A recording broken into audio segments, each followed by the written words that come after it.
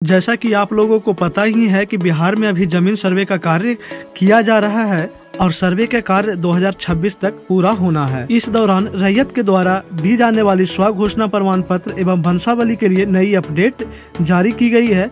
जैसा कि आखिरी तारीख 31 मार्च 2025 रखा गया है। इस डेट से पहले सभी रैयत को स्व घोषणा प्रमाण पत्र अंचल कार्यालय या ऑनलाइन जमा करना होगा। मैं एक India post payment bank IBC एवं CSC संचालक हूं और आज का तारीख है 28 मार्च और अभी समय लगभग सुबह का 7:30 हो रहा है। समय कम होने के कारण ये हमारे घर पे आते हैं क्योंकि हमारा सेंटर यहाँ से थोड़ा सा दूर है।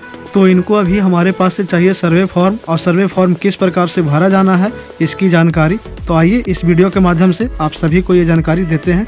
सर्वे फॉर्म है जो कि किस प्रकार से भरा जाता है और कौन कौन फॉर्म है जो कि चाहिए, ये आज जानकारी देंगे। और इनका किस प्रकार से ज़मीन है और किस मौजे में है वो भी इनसे हम जानेंगे। बताइए, आपका जो फॉर्म चाहिए और जो ज़मीन है आपके पास वो मतलब किस प्रकार का है, किसके नाम पे ज़मीन है आपका? मेरे दादा के नाम से भी ज़मीन है, मेरे चचा के नाम से भी ज़मीन है, मेरा नाम से भी ज़मीन है, मेरी पत्नी के नाम से है, मेरे बेटे के नाम से है। मतलब घर में जो भी लोग हैं लगभग सभी के नाम से ज़मीन है। और क्या जिनके नाम से ज़मीन है सभी जीवित हैं? दादा जीवित नहीं हैं और पापा जीवित नहीं हैं और बाकी लोग जीवित हैं। अच्छा, आपको जो ज़मीन है आपका वो एक मौजे में है या एक मौजे से अधिक मौजे में है? मौजा मतलब अलग मौजे में भी है? अलग मौजा में है। हम लोग की ज़मीन 3 मौजा में। मतलब आप लोग का ज़मीन 3 मौजे में है। तो आपको ये जानना है कि मतलब कि कौन कौन सा फॉर्म हमको है जो कि लगेगा, किस डॉक्यूमेंट मतलब किसके नाम से जो ज़मीन है, अलग अलग व्यक्ति के नाम से कौन कौन सा मतलब कि सर्वे का फॉर्म है जो कि लगेगा, ये जानना है और ये फॉर्म लेना है। हाँ, यही ना। चलिए आइए बताते हैं आपको। आ जाओ नज़दीक। तो जैसे ये हो गया प्रपत्र 2, स्व घोषणा प्रमाण पत्र जो होता है ये प्रपत्र 2 हो गया। इसमें देखिए सबसे पहले राजस्व ग्राम का नाम डलाएगा, ठीक है। राजस्व ग्राम जो भी आपका होगा, थाना नंबर, यहाँ पे हल्का का नाम, हल्का मतलब पंचायत का नाम, पुलिस थाना, अंचल और जिला। राजस्व ग्राम जो मौजा आपका हुआ, ठीक है, वो उसका नाम डलाएगा यहाँ पे। अब यहाँ हो गया रैयत का नाम। तो रैयत का नाम उसका डलाएगा जिसके नाम से आपका यहाँ पे जमाबंदी कायम है। सर्वे होना उसका है जो अभी जीवित व्यक्ति हैं। तो आपके नाम से अगर ज़मीन है और आप अभी हैं तो यहाँ पे आप अपना नाम लिखिएगा। उसके बाद अपना पिताजी का नाम लिखिएगा नीचे। पिताजी अगर स्वर्गीय है तो स्वर्गीय लगा करके, ठीक है, यहाँ पे मतलब यहाँ देखिएगा, ठीक है। उसके बाद अस्थाई पता, आपका जो पता है, एड्रेस, ग्राम, पोस्ट, थाना, इस प्रकार से लाइनिंग में लिखती है, कहे कि ऐसे तो हटेगा नहीं। ग्राम, पोस्ट, थाना, ब्लॉक, जो भी है पूरा एड्रेस यहाँ पे लिख दीजिएगा। अच्छा। खाता नंबर है वो लिखिएगा यहाँ पे। खाता के बाद खसरा नंबर, ठीक है। खसरा नंबर जो जमीन का आपका खसरा होगा वो 1 प्लॉट का देना है यहाँ पे खसरा। और उसमें जो रकबा होगा आपका, ठीक है, और रकबा यहाँ पे लिखिएगा। उसका चौहद्दी, तो चौहद्दी जिस प्रकार से उत्तर दक्षिण पूरा पश्चिम है, ये तो हटेगा नहीं इधर। तो उत्तर यहाँ पे लिखना है, दक्षिण यहाँ पे लिखना है, पूरब यहाँ पे लिखना है, पश्चिम यहाँ पे लिखना है। और उसके सामने उत्तर दक्षिण पूरा पश्चिम का जो चौहद्दीदार होंगे, और चौहद्दी में उसका नाम देना है जो व्यक्ति अभी जीवित है। अच्छा। अगल बगल के जो लोग होंगे आपके पास, चौहद्दी में उनका नाम देना है जो व्यक्ति अभी जीवित हैं। अच्छा। ठीक है ना। मृत आदमी का नाम नहीं देना है। अच्छा। जिनके हिस्से में वो जमीन है उनका चौहद्दी यहाँ पे बनाना है, ठीक है। जमीन किस्म, यहाँ किस्म जमीन जो है कि किस प्रकार का जमीन है आपका। तो किस प्रकार का जमीन है, जैसे कि धनहर होता है, कुछ भीट होता है, कुछ मकान होता है, कुछ में। तो जमीन का जो प्रकार है वो लिखना है कि जो प्लॉट आप दे रहे हैं वो धनहर है, भीट है, या उसमें मकान बना हुआ है, मकान लिख दीजिएगा, मकान का जमीन रहेगा तो, ठीक है। उस प्रकार से लगान यहाँ पे लिखना है। तो लगान रसीद पे होता है। अगर आपके पास रसीद होगा उस खेत का तो यहाँ लगान लिखना है, अन्यथा लगान को खाली छोड़ देना। अगर रसीद नहीं है, सिर्फ आपके पास केवाला है, तो आप केवाला का फोटोकॉपी इस फॉर्म के साथ लगा सकते हैं और लगान वाले ऑप्शन को खाली छोड़ सकते हैं। भूमि पर दावा का आधार, अगर जो ये आपके नाम पे भूमि है तो यहाँ पे लिख दीजिएगा स्वयं, ठीक है। भूमि पे दावा का अधिकार केवाला के जरिए मतलब प्राप्त हुआ हमको जमीन, तो वो आप स्वयं हो गए, ठीक है। और अभियुक्ति, इसमें अगर आपके ज़मीन पे किसी भी प्रकार की कोई त्रुटि है या फिर कुछ उस पर लग रहा है कि भाई कोई और दावा कर रहा है या फिर कुछ भी उस प्रकार का अभियुक्ति है तो उसमें दर्शा सकते हैं ना, तो इसको खाली छोड़ सकते हैं, ठीक है। और ये तो हो गया आपके लिए। लेकिन अगर यही फॉर्म भराएगा आपके दादाजी के लिए, यही फॉर्म भराएगा आपके पिताजी के लिए, यही फॉर्म आपके बच्चों के लिए भी भराएगा स्व घोषणा प्रमाण पत्र, बशर्ते उसमें है कि 2-3 फॉर्म और जो है जो कि ऐड हो जाएगा। तो इसमें तो रैयत का नाम डालना है, तो रैयत के नाम आपके दादा या पिताजी का नहीं डालना है इसमें, ठीक है। कहने का मतलब हुआ कि जिसके नाम से सर्वे होना है, समझ रहे हैं ना, जिसके नाम से सर्वे होना है उसका नाम इसमें डलाएगा। जमीन आपके दादाजी के नाम पे था, तो भी, या फिर आपके पिताजी के नाम पे था तो भी यहाँ पे आपका ही नाम जाएगा। मतलब जिसके नाम से आप सर्वे करवाइएगा, आप के पिताजी जीवित नहीं है तो आपके नाम से ही सर्वे होगा। तो यहाँ पे आप अपना नाम डालिएगा। हम लोग 2 भाई हैं, दोनों का नाम करेंगे? नहीं, 2 भाई हैं आप लोग, पिताजी के नाम पे जमीन है, 2 भाई हैं तो दोनों ये फॉर्म भाई अलग अलग भरेंगे। वो अपने नाम से भरेंगे अपने हिस्से का जमीन, या फिर अलग अलग। पहले ये इसमें कंफर्म कीजिए कि 2 भाई हैं, दोनों अलग हैं या साथ हैं? साथ हैं अभी साथ हैं, अलग नहीं हुए हैं।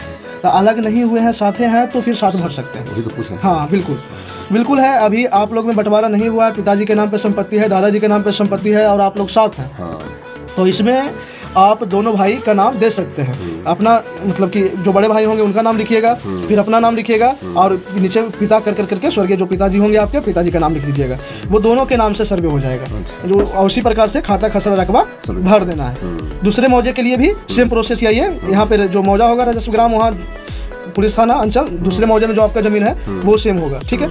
अब इसमें क्या है कि ये तो हो गया प्रपत्र 2। प्रपत्र 2 के बाद हाँ, तो अब आपके पास कहने का मतलब हुआ कि कुछ ज़मीन पूर्वज का है जो वंशावली के थ्रू है, मतलब वंशज का है ना। कुछ खरीदगी ज़मीन है, कुछ खतियानी ज़मीन है, तो कुछ मतलब कि बाल बच्चों के नाम से ज़मीन है जो कि खरीदी गई है। तो जो खतियानी ज़मीन है आपका खानदान के नाम से, समझ रहे ना, जो पूर्वज का है, तो उसमें क्या कीजिएगा आप यहाँ पे वंश भी स्टेबल, ठीक है ना, रैयत संधारित करे, ठीक है। मूल खतियान पंजी 2 के अनुसार आपका जैसे कि पूर्वज के नाम पे जमीन है, दादाजी के नाम पे, तो और अगर उनके पूर्वज का भी जमीन नाम से वो जमीन होगा तो यहाँ पे पहले उनका नाम लिखाएगा जिनके नाम से खतियान चला आ रहा है ना। आप बोले कि थोड़ी देर पहले कि हमारे खतियानी जमीन भी कुछ हाँ, तो जिनके नाम से खतियान चला रहा है यहाँ पे लिखिएगा अपना, जिनके नाम से खतियान है उनका नाम, ठीक है। और एक लाइनिंग दीजिएगा और लाइनिंग देने के बाद उनका जितना बाल बच्चा है, जैसे 2 है 3 है, तो एक लाइनिंग ऐसे खींचिएगा 1 2 3, समझ रहे ना। तीनों का नाम दीजिएगा। मान लीजिए जिनका जिस प्रकार से मतलब नीचे चलते आया ऊपर से नीचे, सारा का विवरण आप अपने तक या फिर अपने बच्चों तक ले जा सकते हैं इसमें, समझ रहे ना। उस प्रकार से समझ गए। इसमें कैसे लिखना है? खतियान के अनुसार जो खतियानी नाम उसका होना चाहिए। हाँ, जिनके नाम से खतियान है अभी जो दादा परदादा आपके थे उनके नाम से होगा, तो उनका नाम लिखाएगा, उनका कितना बच्चा, फिर उनका उन बच्चों का कितना बच्चा, इस प्रकार से वृक्ष बनते जाएगा। ठीक है। लास्ट में आप मतलब आप अपने या फिर अपने बच्चों तक के लिख सकते हैं बस। तो इसमें ये भरना है। इसमें इसी के आधार पे ये भराएगा। वंशावली के आधार पे प्रत्येक उत्तराधिकारी का दखल निम्न प्रकार है।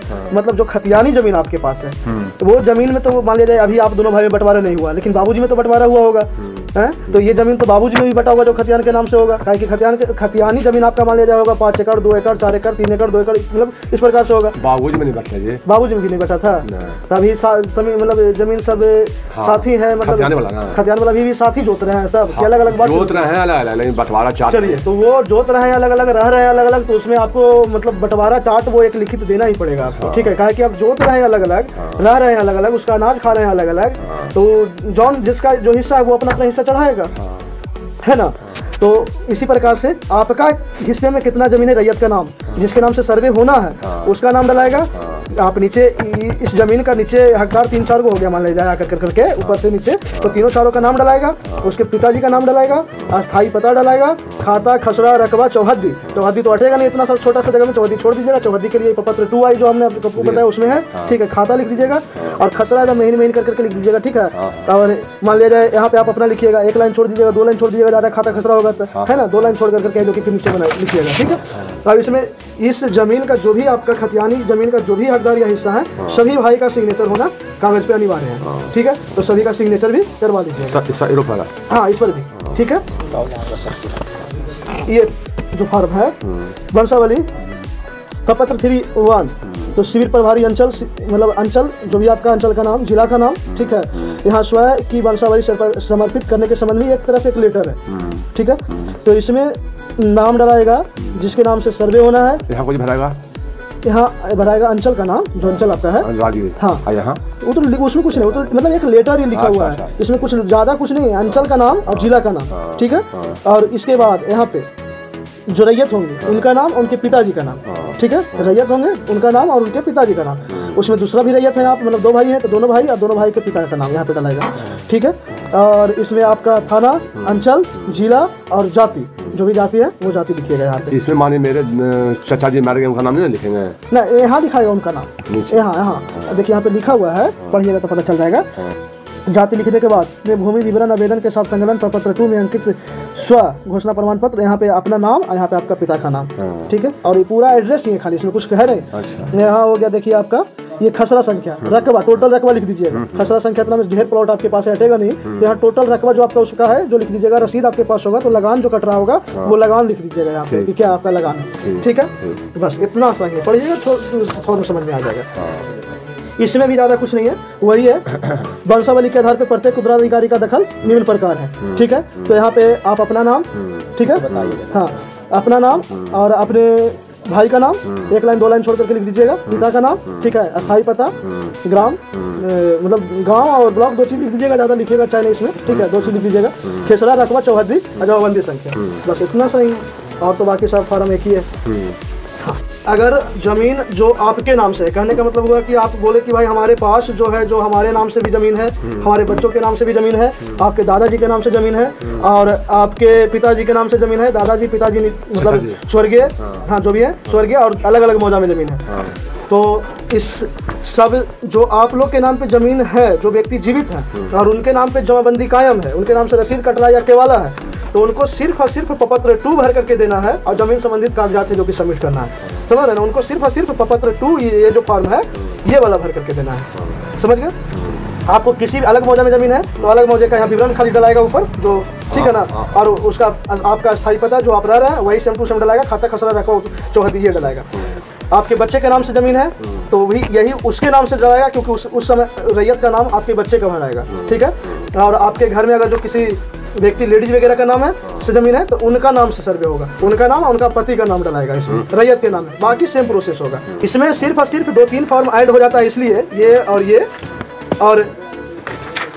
फॉर्म इधर और था, ये कहाँ गया, ये 3 फॉर्म जो है इसमें ऐड होता है कि आपके दादाजी या फिर आपके पिताजी के नाम पे ज़मीन है और आपके दादाजी पिताजी नहीं रहे तो उनका जो भी बाल बच्चा है, हिस्सेदार है, उसका कितना कितना ज़मीन है वो इसमें स्वघोषणा कर करके देगा।